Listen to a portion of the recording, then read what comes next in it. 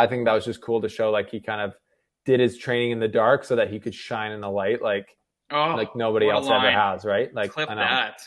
What a poetic, right? With it, that's what I also do. I sit in my bedroom just trying to make things sound good together. Felix, Auger-Aliassime.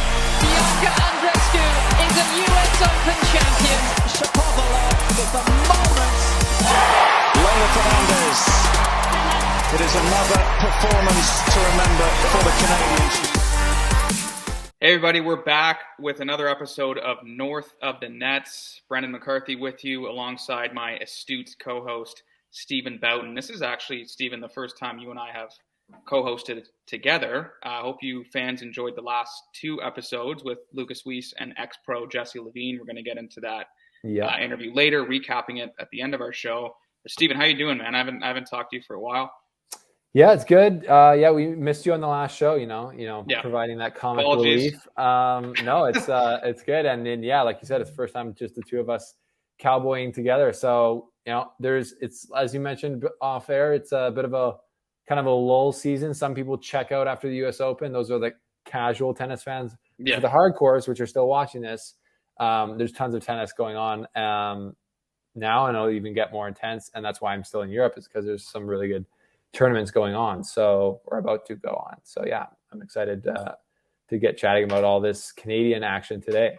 Yeah, it can be kind of a lull period, especially after the US Open. I feel like, that is like the paramount, event to watch. Like everyone from Zendaya to Spike Lee goes to, professional athletes. But then after that, it's kind of like, okay, like the season's wrapping up shortly. We got hard court tournaments. But for players, this is where you kind of dig deep, right? The 250 tournaments, maybe they're not as juicy to watch when you're, at home having a beer or something. But for players like Shapo and Felix trying to fine tune their games, it's huge. And for Shapovalov, he is coming off a runner-up showing in the Korean Open against Nishioka. Is he finding his rhythm again, or was this a missed opportunity to clinch his second career title?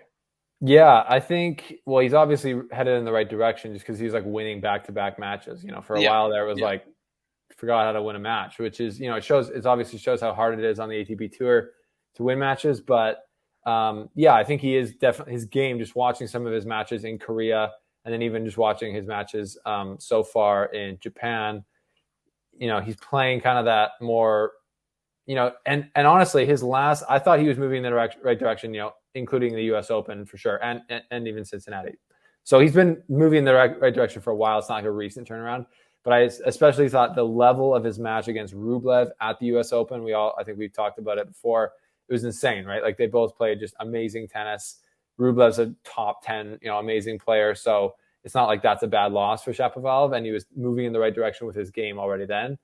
And then I think in Korea and so far in Japan, he's played with that same level and kind of confidence in his game. And that's awesome to see. In Korea, I think it was definitely a missed opportunity against Nishioka to get his second title. And I saw some crazy stat on Twitter. Someone tagged me, and I was like, "Don't at me with this, bro."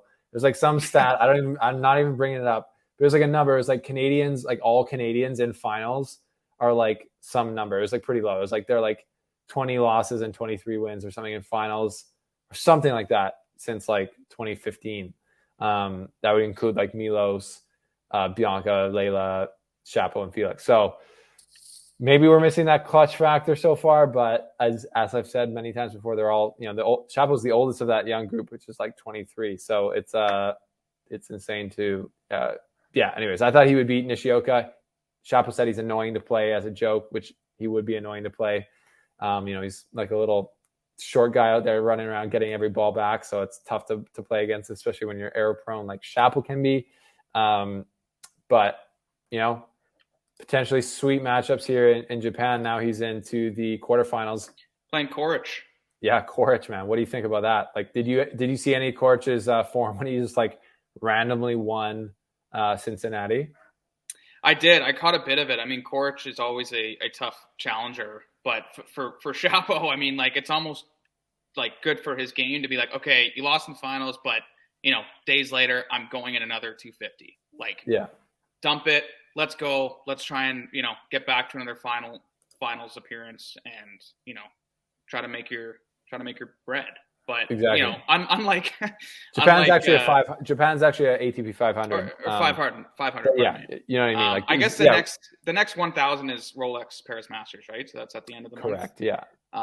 Hey, but you know what? For people sending you a bit of Canadian tennis hate online, look, at least they can win rounds, right? Unlike the Maple Leafs. Don't at me, bro. Remember that? Don't at me. I was gonna say that, but now, I got to kind of harness it a little bit as a media professional at the NBO. I was sitting next to Lucas Weiss, who was on this show back in September, and I was like, dude, people are kind of getting a little stressed with Bianca's performance right now. What if I just said at least you can win a round on the Leafs? And he was like, don't you say that.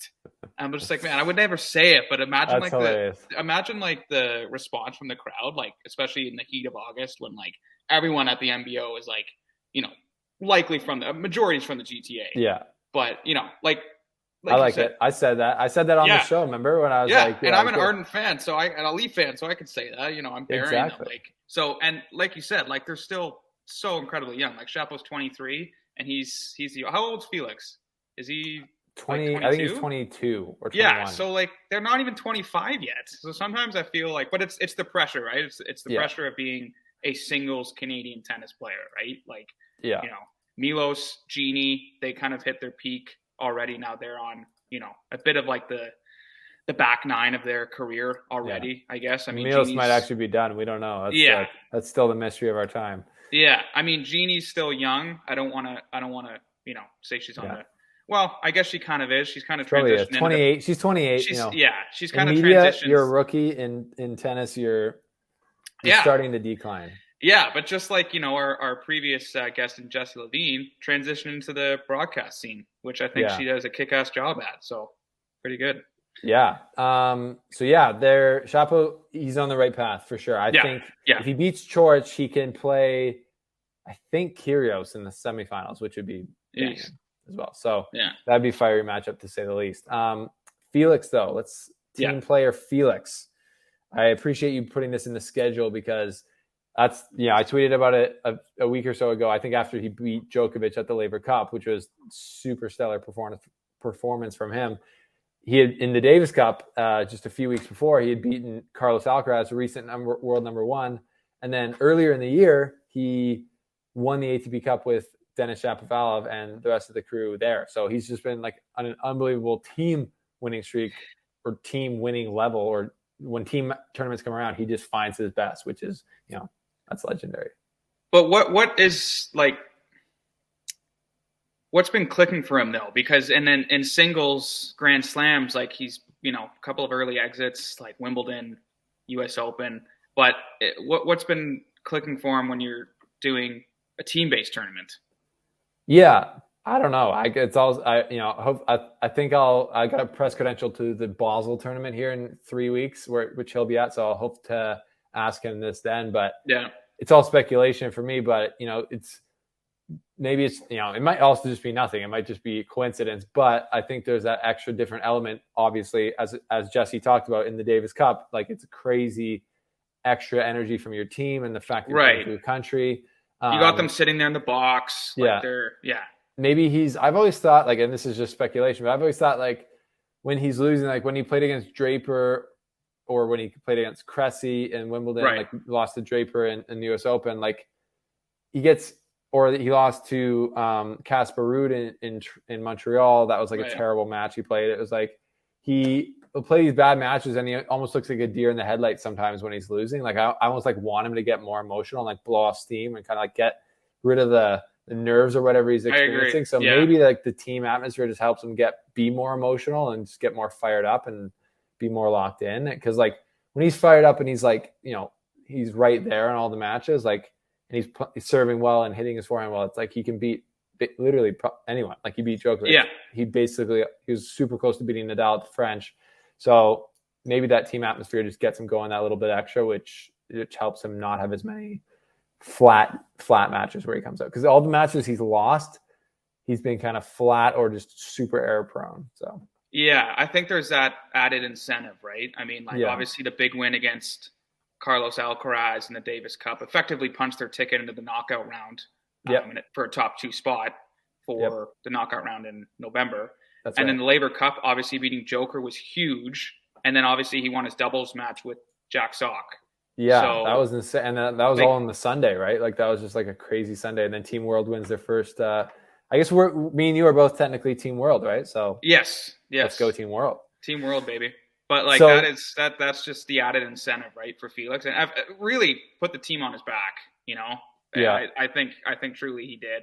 And when you look back, even at that match, even at that specific match didn't help you clinch right then and there. Yeah, it's like, okay, this kind of like propelled us to garner those extra points, right? So totally, and set TFO up to do that. Exactly. Hit the final ball out of the park. Nail in the coffin. Maybe it's like, Canadians, I feel like you probably share the sentiment. It's like we always feel like we're the underdogs, maybe, because we're like so close to the United States. So in like every sport, like we're like smaller, less people to choose from, less people playing. So whenever we win, I feel like we have like a perpetual underdog mentality. And maybe that just helps you be more patriotic. So when you go in these team events, like the Davis Cup or the ATP Cup, you just find your best stuff because it's like hits home even deeper than other countries. Exactly. No, that's true. That's true. I don't know. That's just me. No, I'd have to agree. I think we're kind of labeled as that underdog. But, in that way, you're just, players are frothing at the mouth and they're just like, all right, get me that racket, get me the hard court, and, see how I do. Okay, on the women's side, Genie Bouchard, I think Stephen, tend to forget that she did go to the 2014 Wimbledon finals. Let's go. Yes, she is much older, but she's getting some wins in Ostrava. Is she finding her groove, perhaps? Yeah, she came she came back out of injury off of, I think, like a shoulder surgery that took a long time. Obviously, shoulder with tennis is bad combo. And she came back in Vancouver and didn't get a win there in singles, and then and then won one match at the US Open in the qualifiers. And then in Chennai, India, she got 2 wins. And then in Korea, she lost first round. But then, so she's just been getting on the match court a lot. And then in Ostrava last week, she got 2 wins, both over seeded players in that tournament. And then she had a really close loss to Belinda Bencic. So for Genie Bouchard, it's tough. Like she's had that mountaintop kind of experience making the Wimbledon final, being, top 5 in the world.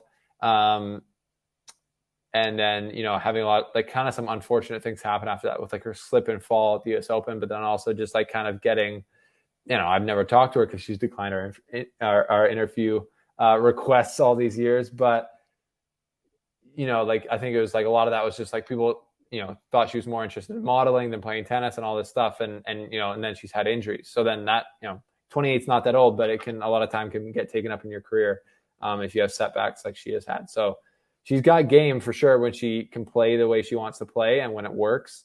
And it seems to be working now, which it hasn't for like a couple of years. So that's good to see. And maybe we'll have another Canadian join the kind of the top. I like we get the core 4, but Rebecca Marino, now she's solidly in the top 100. So she's like 80 in the world, I think now. So she's definitely one of our elite players. So maybe we'll have another one in Genie Bouchard get back there soon. I don't know where her ranking is right now.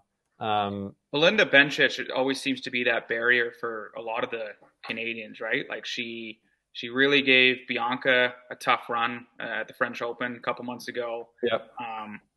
But that's a tough opponent for Genie as well. And it just showed how good her level is, because it's like, it was a close match, and that's really impressive. Genie's ranked 520 in the world right now.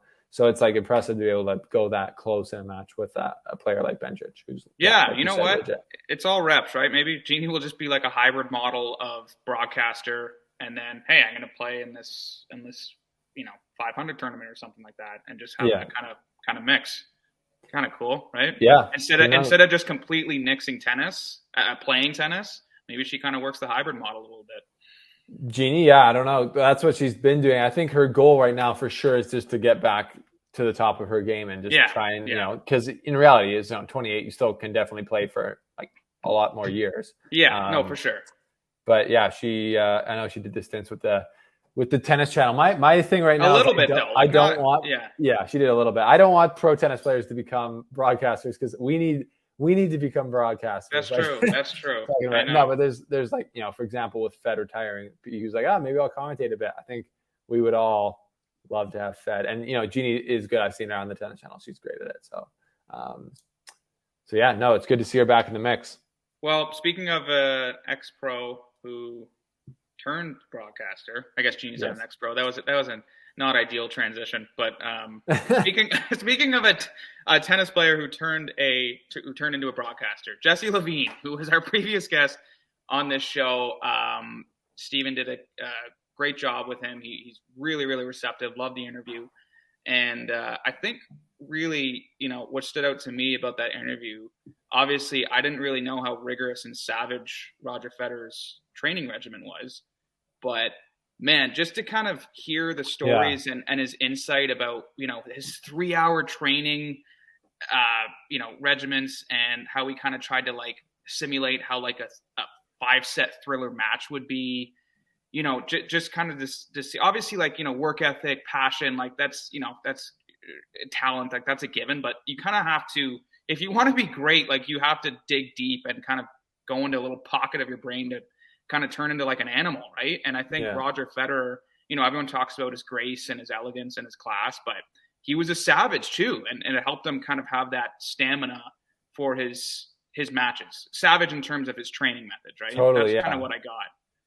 Totally, and that's exactly what I got as well. Like it's cool because he does make it look so easy on court, and he doesn't sweat.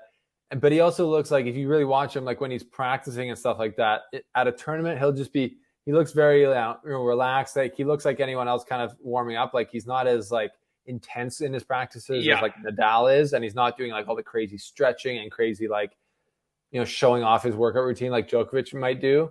But behind closed doors, and Jesse was kind of like, he said that, right? It's like Federer was always wanted to be very behind closed doors. Like Fed kind of even said, like, don't take any videos of like the workouts and stuff to Jesse when they first started working together. He would put in 4-hour practice sessions where it's like everyone else is doing 2 hours and then 2 hours, which, or what, a morning session and afternoon session. But he would go for like just a huge long session and mix in working out while on court with hitting balls, which is normal.